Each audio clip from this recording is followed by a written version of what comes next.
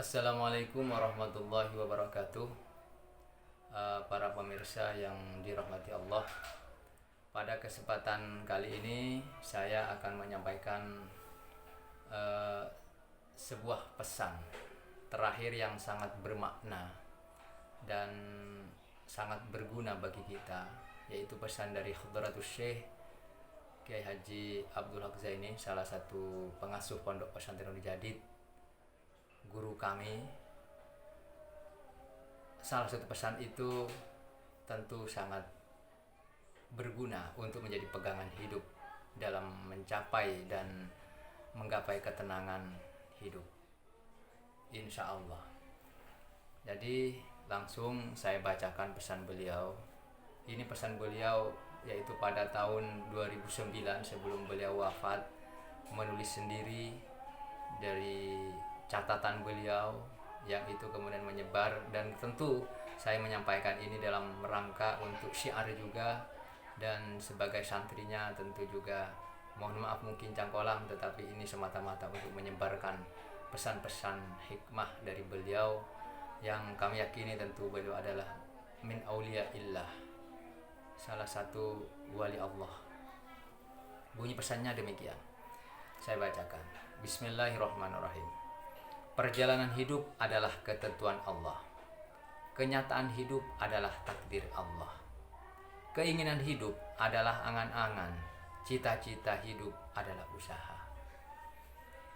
Jadi perjalanan hidup sejak kita lahir sampai hari ini, siapapun yang mulai dari kecil sampai tua, ini adalah semata-mata ketentuan yang sudah digariskan oleh Allah Subhanahu wa taala. Seperti apa? Misalnya ketentuannya itu jadi orang laki-laki atau jadi orang perempuan, jadi orang baik atau tidak, menjadi seterusnya. Jadi perjalanan waktu ke waktu, detik demi detik, tahun ke tahun, itu adalah ketentuan yang sudah ditentukan oleh Allah. Kemudian yang hari ini menjadi kenyataan dalam kehidupan kita. Oh, kenyataannya kita ini ternyata laki-laki, itu takdir. Setelah tahu kenyataannya, kita mengetahui takdir Allah setelah tahu, dan setelah itu menjadi nyata dalam kehidupan kita. Sebelum kita tahu, misalnya kita apakah nanti jadi seorang dokter atau menjadi seorang ustadz, menjadi seorang dosen, menjadi seorang perawat dan seterusnya, atau dia sakit dan seterusnya. Setelah dia menjalani dan menjadi nyata, itu kemudian kita tahu bahwa itu adalah takdir dari Allah. Beliau melanjutkan, keinginan hidup adalah angan-angan dan cita-cita hidup, ya. Cita-cita hidup adalah usaha. Lah, keinginan yang masih ada di benak alam khayal kita dan itu belum menjadi nyata, itu kita tidak tahu apakah itu nanti menjadi takdir, menjadi sebuah kenyataan atau tidak. Itu makanya beliau menyebutkan itu adalah angan-angan. Setiap orang pasti memiliki keinginan, dan keinginan itu apakah menjadi nyata atau tidak, itu masih belum ketemu dan kita tidak tahu. Makanya pada alam itu masih alam khayal bagi kita. Nah, alam khayal itu masih ada di dalam benak pikiran, belum menjadi nyata, menjadi kenyataan. Maka itu disebut dengan angan-angan, atau bahasa Arabnya itu amal, bukan amal tapi amal. Cita-cita hidup adalah usaha. Jadi memaknai cita-cita dalam bahasa Arabnya disebut himmah, keinginan kuat. Misalnya ada seorang kiai berkeinginan bagaimana menyebarkan Islam, bagaimana santri menjadi baik. Ada seorang dokter punya keinginan, punya cita-cita, dia menjadi seorang dokter. Ada orang bercita-cita menjadi seorang guru. Nah, cita-cita itu adalah usaha. Maksudnya usaha apa? Bukti konkret dan yang nyata bahwa orang itu memiliki keinginan kuat, maka mesti dibuktikan dalam bentuk usaha-usaha. Tentu dalam usaha di situ harus maksimal.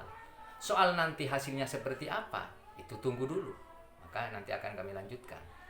Jadi cita-cita itu adalah usaha, kerja keras, dan seterusnya. Keberuntungan hidup adalah karunia Allah, sementara kegagalan adalah ujian dan cobaan dari Allah.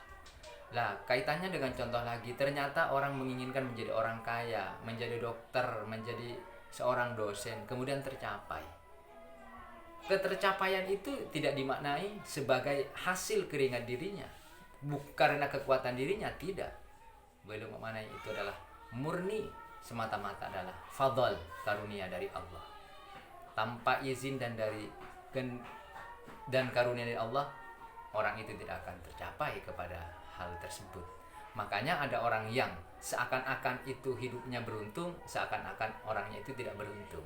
Yang beruntung itu adalah fadl dari Allah, keberuntungan tercapai cita-cita. Dan sementara yang kelihatannya gagal, tidak mencapai kepada cita-citanya misalnya, itu di situ adalah ujian dan cobaan dari Allah. Itu adalah ujian dan cobaan dari Allah. Terus bagaimana penekanannya? Pesan beliau, kunci ketenangan hidup adalah, ini titik tekannya penting sekali, tanamkan keyakinan dalam dirimu.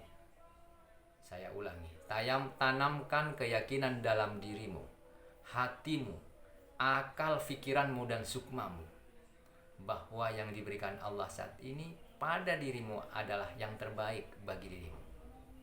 Apa yang diberikan Allah saat ini kepada dirimu adalah yang terbaik bagi dirimu. Dan semua yang terjadi ada hikmah yang tersimpan di balik kejadian itu. Dan ini saya memahami adalah ini tingkat iman tingkat tinggi, tingkat keyakinan tingkat tinggi. Jadi kalau orang ingin tenang dalam hidupnya, ingin nyaman dalam hidupnya, mesti dia menanamkan. Beliau menekankan tanamkan keyakinan. Keyakinan itu dalam dirimu, dalam hatimu, dalam akal pikiranmu, dan dalam sukmamu. Itu mengkristal menjadi satu antara sukma, pikiran, hati. Mengkristal menjadi satu sehingga betul-betul bulat di situ. Apa yang ditanam keyakinan? Bahwa yang diberikan Allah saat ini, entah kita menjadi orang yang sakit, beruntung, sehat, punya anak misalnya, punya jodoh, tidak punya istri, atau ada yang mati tetangganya, orang tuanya, orang yang kita cintai meninggal, dan seterusnya, itu kita harus menanamkan dalam benak kita, dalam keyakinan bahwa yang terjadi itu adalah yang terbaik. Yang terjadi saat ini adalah yang terbaik bagi dirimu, dan semua yang terjadi itu ada hikmah. Jadi kita membaca ini seolah-olah kita ini dipersani langsung oleh Hadratus Syekh yang Abdul ini, bahwa hidup itu ya kita harus mentotalitaskan keyakinan kita bahwa apa yang terjadi adalah semata-mata dari Allah Subhanahu wa taala, dan itu yang terbaik dan kita harus yakini. Jadi dari pesan tersebut ada pesan yang tersimpan adalah kita harus selalu berhusnudzan kepada Allah, berbaik sangka kepada Allah. Apa yang terjadi ini adalah yang terbaik, dan seandainya apa yang terjadi yang tidak kita inginkan misalnya, tidak kita sukai, tentu di balik itu ada hikmah yang tersimpan, dan tentu juga Allah menginginkan yang di balik itu adalah kebaikan-kebaikan terhadap kita. Dengan berpegang kepada itu, insya Allah kita itu akan tenang, tidak terlalu ngoyo dalam kehidupan ini. Apakah itu berupa kegagalan atau berupa keberuntungan. Ketika kita sedang beruntung tidak jumawa, ketika tidak beruntung atau kita gagal juga tidak sedih. Maka pada level ini ya tentu beliau itu sudah pada level itu la khaufun alaihim wa la yahzanun, ya tidak pernah khawatir, tidak pernah takut, dan tidak pernah sedih, karena beliau selalu ya disertai dan bersama Allah tentunya. Lah kita tentu sebagai santrinya harus menyerap pesan itu, menanamkan sehingga mengkristal dalam keyakinan kita, dalam benak kita, dalam sukma kita, bahwa kita selalu dibersamai dan selalu melibatkan Allah dalam tindak tanduk kita, dan kita harus meyakini bahwa apa yang terjadi itu adalah yang terbaik bagi kita. Mudah-mudahan pesan singkat dari Kiai Hadratus Syekh Kiai Abdul ini, Allah yarham, Allah maghfirlah, ini menjadi amal, menjadi pegangan dalam hidup kita. Amin ya rabbal alamin. Kurang minta maaf. Yang terakhir mari kita baca Fatihah buat beliau. Al-Fatihah. Bismillahirrahmanirrahim. Jadi saya kurang mohon maaf. Assalamualaikum warahmatullahi wabarakatuh.